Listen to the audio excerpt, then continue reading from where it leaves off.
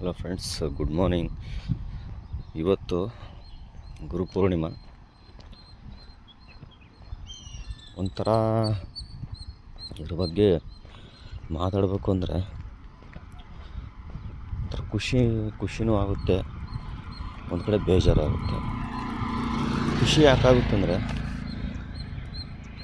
ಎಲ್ಲರ ಜೀವನದಲ್ಲೂ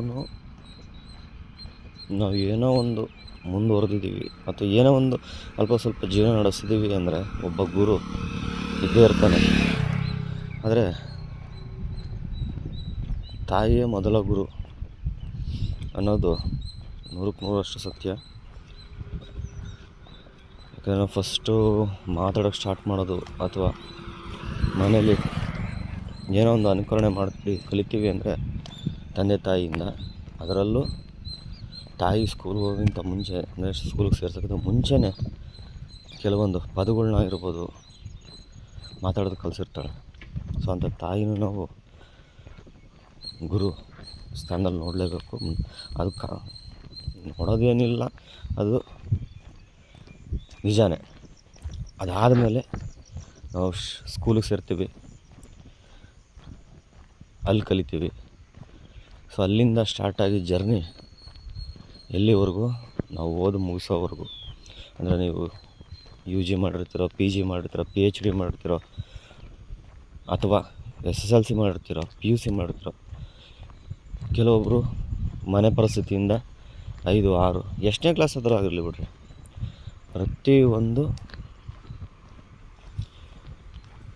ಯಾವುದೇ ಒಂದು ನಾವು ಎಜುಕೇಷನ್ ಮುಗಿಸ್ತೀವಿ ಅಂದರೆ ಆ ಎಜುಕೇಷನ್ ಮುಗಿಯೋವರೆಗೂ ನಮಗೆ ಪ್ರತಿಯೊಂದು ವಿಚಾರದಲ್ಲೂ ನಮ್ಮ ಗೈಡೆನ್ಸ್ ಆಗಿ ನಿಲ್ಲೋದು ಯಾರು? ಶಿಕ್ಷಕರು. ಅವರು ನಿಜ ಹೇಳ್ತೀನಿ, ಶಿಕ್ಷಕರ ಜೀವನ ಹೆಂಗಿರುತ್ತೆ ಅಂದರೆ ಮನೇಲಿ ಅವ್ರಿಗೆ ಬೆಲೆ ಇರುತ್ತೆ ಇಲ್ವೋ ಗೊತ್ತಿಲ್ಲ, ಆದರೆ ಸ್ಕೂಲಲ್ಲಿ ಅವರು ಏನು ಕಲಿಸ್ತಿರ್ತಾರೋ ಮಕ್ಕಳಿಗೆ ಸಮಾಜದಲ್ಲಿ ಒಂದು ಬೆಲೆ ಕೊಡೋಕ್ಕೆ ಭಾಳ ಕಷ್ಟಪಡ್ತಿರ್ತಾರೆ. ಯಾವುದೇ ಒಂದು ಸ್ವಾರ್ಥ ಇಲ್ಲದೆ ನಾನು ಓದಿಸ್ತಿರೋ ಮಕ್ಕಳು ಏನೋ ಒಂದು ಪೊಸಿಷನಲ್ಲಿ ಇರಲಿ ಅಂತ ಸ್ವಾರ್ಥ ಇಲ್ಲದೆ ಕಲಿಸೋ ಅಂಥ ಒಂದೇ ಒಂದು ಜೀವ ಅಂದರೆ ಅದು ಟೀಚರ್ಸ್. ಅಂದರೆ ತಪ್ಪಾಗಲ್ಲ, ಎಲ್ಲರೂ ಒಳ್ಳೆಯವರು ಇರ್ತಾರೆ ಅನ್ನೋಕ್ಕಾಗಲ್ಲ, ಕೆಲವರು ಇರ್ತಾರೆ, ಬಟ್ ಅಂಥವ್ರ ಬಗ್ಗೆ ನಮ್ಗೆ ಬೇಡ. ಬಟ್ ನಮ್ಮ ಜೀವನ ರೂಪಿಸಿ ನಾವೇನೋ ಒಂದು ಪೊಸಿಷನಲ್ಲಿ ಇದ್ದೀವಿ ಅಂದರೆ ಅದಕ್ಕೆ ಕಾರಣ ಆಗಿರೋಂಥ ಟೀಚರ್ಸ್ ನೆನೆಸ್ಕೊಳ್ಳೋಣ.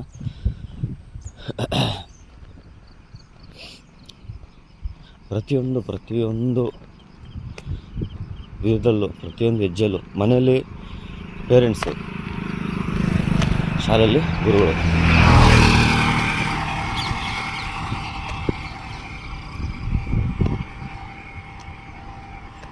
ಮನೆಯಲ್ಲಿ ತಂದೆ ತಾಯಿ ಕಷ್ಟಪಟ್ಟು ದುಡಿದು ಓದಿಸ್ತಿರ್ತಾರೆ. ಎಲ್ಲರ ಮನೆಯಲ್ಲೂ ಎಲ್ಲ ಫೆಸಿಲಿಟೀಸ್ ಇರೋಲ್ಲ, ಎಲ್ಲ ಮನೆಯಲ್ಲೂ ಶ್ರೀಮಂತರಲ್ಲ. ಎಲ್ಲರೂ ಪ್ರೈವೇಟ್ ಸ್ಕೂಲಲ್ಲಿ ಓದೋಕ್ಕಾಗಲ್ಲ. ಗೌರ್ಮೆಂಟ್ ಸ್ಕೂಲಲ್ಲೂ ಓದಿರೋಂಥ ಮಕ್ಕಳು ಏನೆಲ್ಲ ಅಚೀವ್ಮೆಂಟ್ ಮಾಡಿದ್ದಾರೆ. ಅದೇ ಥರ ಪ್ರೈವೇಟ್ ಸ್ಕೂಲಲ್ಲಿ ಓದಿ ಹಾಳಾಗಿರೋ ಮಕ್ಕಳು ಇದ್ದಾರೆ. ಹಾಗಂತ ನಾನು ಪ್ರೈವೇಟ್ ಸ್ಕೂಲ್ಗಳ ಬಗ್ಗೆ ಬೇರೆ ಥರ ಮಾತಾಡ್ತಿಲ್ಲ, ಅಲ್ಲೂ ಸಮೇತ ಸಾಧನೆ ಮಾಡೋರು ಸಿಗ್ತಾರೆ. ಅದಕ್ಕೆ ಕಾರಣ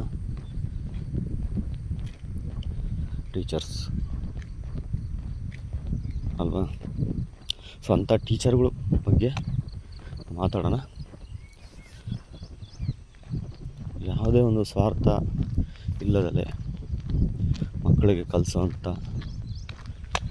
ಕಲಿಸಿ ತಿದ್ದಿ ಬುದ್ಧಿ ಹೇಳಿ ಒಳ್ಳೆ ರೀತಿಲಿ ನಡೀರಿ. ಯಾವ ಟೀಚರ್ಸು ಮಕ್ಕಳನ್ನ ಹಾಳಾಗೋಗ್ಲಿ ಅಂತ ಯಾರೂ ಬಯಸಲ್ಲ ರೀ. ಯಾರು ಬಯಸ್ತಾರೆ? ಯಾರೂ ಬಯಸಲ್ಲ. ಇಲ್ಲ ನಾವು ಓದಿ ಏನೋ ಅವ್ರಿಗೆ ಮಾಡ್ತೀವಿ ಅಂತ ಸ್ವಾರ್ಥ ಇಟ್ಕೊಂಡು ಏನು ಕಲಿಸಲ್ಲ.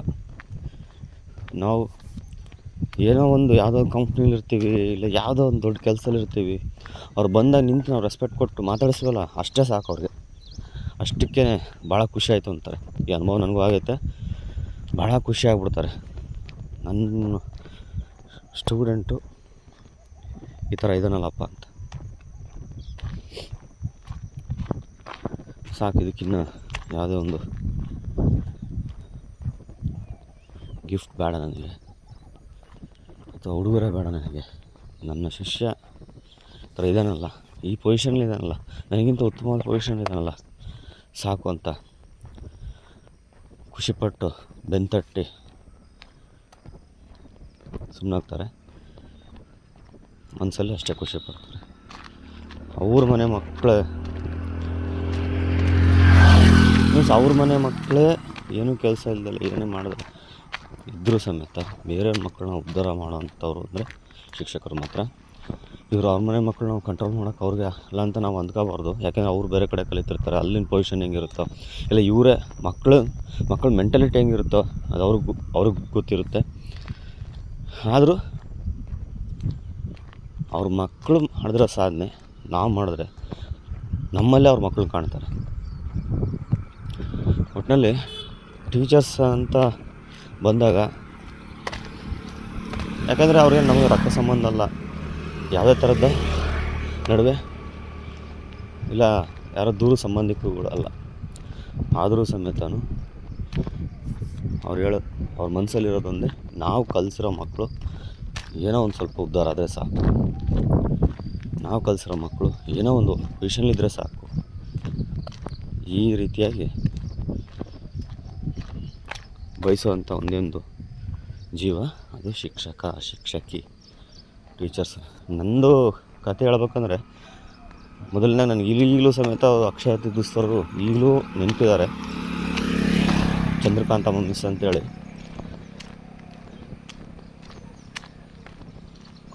ಅವರು ನನಗೆ ಮೋಸ್ಟ್ಲಿ UKGಲಿ ಟೀಚರ್ ಆಗಿದ್ದರು. ಆ ಟೈಮಲ್ಲಿ ಅವ್ರು ತಿಳಿಸಿದ ಅಕ್ಷರ ಈಗಲೂ ನನಗೆ ಸಮೇತ ಬೋರ್ಡ್ ಮೇಲೆ ಬರ್ಸಿರೋದು ಈಗಲೂ ನೆನಪೈತೆ. ಟೀಚರ್ ಇದ್ದಾರೆ, ಅವರು ಇನ್ನೂ ಏನು ಬೆಂಗಳೂರಲ್ಲಿ ಇದ್ದಾರಂತೆ.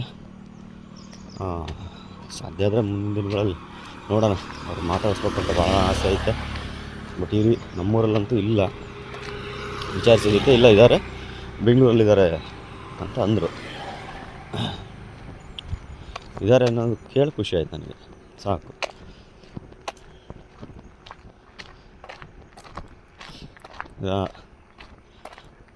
ಅವರು ಶಿಕ್ಷಕರ ನಮ್ಮಿಂದ ಏನಾರು ಬಯಸ್ತಾರೆ. ಯಾರಾದರೂ ನಿಮ್ಮ ಟೀಚರ್ಸು ಎಲ್ಲನೂ ಸಿಕ್ಕರೆ ದಯಮಾಡಿ ಹೇಳ್ತೀನಿ ನೋಡ್ರಿ, ನೀವು ಸ್ಕೂಲ್ ಟೈಮಲ್ಲಿ ಏನು ಮಾಡಿರ್ತೀರೋ ಅದನ್ನೆಲ್ಲ ಯಾರೂ ತಲೆಗೆ ಇಟ್ಕೊಳ್ಳಿ.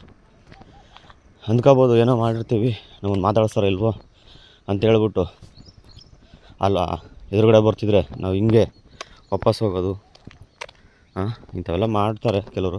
ನಾನು ಯಾವತ್ತೂ ಮಾಡಲ್ಲ ಬಿಡ್ರಿ, ನಾನು ಮಾತಾಡಿಸ್ತೀನಿ. ಹಂಗೆ ಮಾಡೋಕ್ಕೆ ಹೋಗ್ಬಿಡ್ರಿ, ಮಾತಾಡಿಸಿ.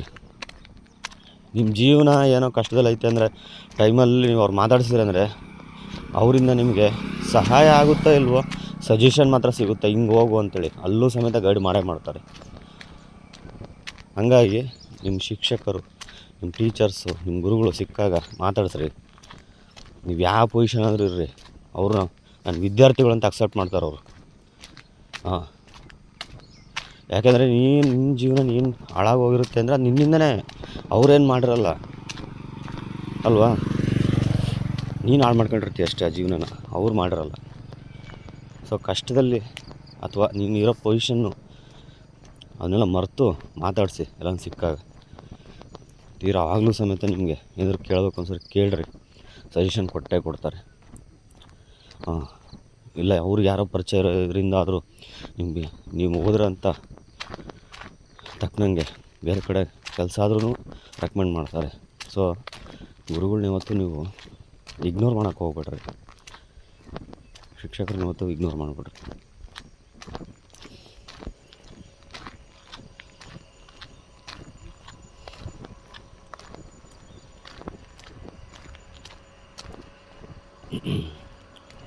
ಒಟ್ಟಿನಲ್ಲಿ ನಿಮ್ಮ ಕಾಂಟ್ಯಾಕ್ಟ್ ಇದ್ದರೆ ಇವತ್ತೇ ಫೋನ್ ಮಾಡಿ ಅವ್ರಿಗೆ ವಿಶ್ ಮಾಡಿರಿ ಅಂತ ಹೇಳೋದಕ್ಕಿಂತ ಎಲ್ಲಿ ಸಿಕ್ಕರು ಅಲ್ಲೂ ಅವಾಗ ಫೋನ್ ಮಾಡಿ ಮಾತಾಡಿಸಿ. ಆಗಲಿಲ್ವಾ ಅಟ್ಲೀಸ್ಟ್ ಇವತ್ತಾದರೂ ಫೋನ್ ಮಾಡಿ ಮಾತಾಡ್ತಾರೆ ಇದ್ದರೆ, ಕಾಂಟ್ಯಾಕ್ಟ್ ಇದ್ದರೆ ಅಥವಾ ಎಲ್ಲಾದರೂ ಸಿಕ್ಕರೆ ನೆನೆಸ್ಕೊಳ್ಳಿ. ನಾವೇನೇ ಒಂದು ಅಟ್ಲೀಸ್ಟ್ ಏನು ಲೆಕ್ಕ ಆದರೂ ಮಾಡ್ತಿದ್ದೀವಿ ಅಂದರೆ ಅದಕ್ಕೂ ಕಾರಣ ಅವರೇನೆ. ಈಗ ಕೆಲವರು ಏನೇ ಸ್ಕೂಲ್ಗೆ ಹೋಗಿದ್ರು ಕೆಲವ್ರಿಗೆ ಓದೋಕ್ಕೆ ಬರಲ್ಲ, ಏನೋ ಓದತ್ತಿರಲ್ಲ. ಆದರೆ ಎಂಥ ದೊಡ್ಡರಿಗಾದರೂ ಲೆಕ್ಕ ಅಂತೂ ಮಾಡೋಕ್ಕೆ ಬರುತ್ತೆ. ಆ ಲೆಕ್ಕ ಏನು ಸ್ವಂತ ನಾವೇ ಕಲ್ತಿರ್ತೀವ ಹೇಳ್ರಿ. ಸೊ ಅದಕ್ಕೆ ಹೇಳ್ತಿರೋದು, ಯಾವುದೋ ಒಂದು ಪೊಸಿಷನಲ್ಲಾದರೂ ಯಾವುದೋ ಒಂದು ಮಟ್ಟದಲ್ಲಾದರೂ ಕಲಿಸಿರ್ತಾರೆ ಯಾರು ಶಿಕ್ಷಕರು. ಅದಕ್ಕೋಸ್ಕರ ಹೇಳ್ತಾಯಿದ್ದೀನಿ, ಮಾತಾಡಿಸಿ. ನಿಮ್ಮ ಶಿಕ್ಷಕರು ಎಲ್ಲಿ ಸಿಕ್ಕರು ಮಾತಾಡಿಸಿ, ಖುಷಿ ಪಡ್ತಾರೆ.